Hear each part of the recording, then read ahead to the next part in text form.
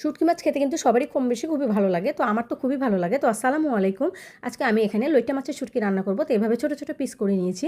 দিয়ে আগে থেকে পানি ফুটিয়ে নিয়েছি একটু লবণ দিয়ে খুব ভালো করে একটু সিদ্ধ করে নিয়েছি। এখানে প্রায় 70% কিন্তু আমি সিদ্ধ করে নিয়েছি। খুব বেশি সিদ্ধ করি নাই, একদম ফুল।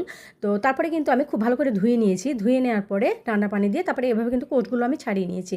তো এখানে কিন্তু ভিতরে কাঁটাটা ফেলে দেওয়ার কোনো প্রয়োজন নেই। এটা কিন্তু নরম কাঁটা, কোনো সমস্যা নেই।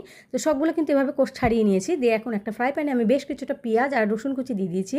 সামান্য একটু লাল হয়ে আসলে কিন্তু বাকি মশলাগুলো এখানে আমি অ্যাড করে দিব। সাধারণত যেগুলো তরকারিতে ব্যবহার করা হয় ঠিক সেই মশলাগুলো। তো মশলাগুলোর সাথে একটু পানি দিয়ে খুব ভালো করে একটু কষিয়ে নিব। কষিয়ে নেওয়ার পরে কিন্তু এখানে আমি যে শুটকি মাছগুলো রেখে দিয়েছিলাম বেছে ঝোড়া ঝোড়া করে, সেগুলো আমি দিয়ে দিলাম। তো মশলার সাথে একটু শুটকি মাছগুলো কষিয়ে নিব। সামান্য একটু পানি দিয়ে ঢাকা দিয়েও কিন্তু রেখে দিয়েছিলাম বাকিটা সিদ্ধ হওয়ার জন্য। তো এভাবে কিন্তু একদম ভাজা ভাজা করে নিয়েছি। দেখুন কত সুন্দর হয়েছে।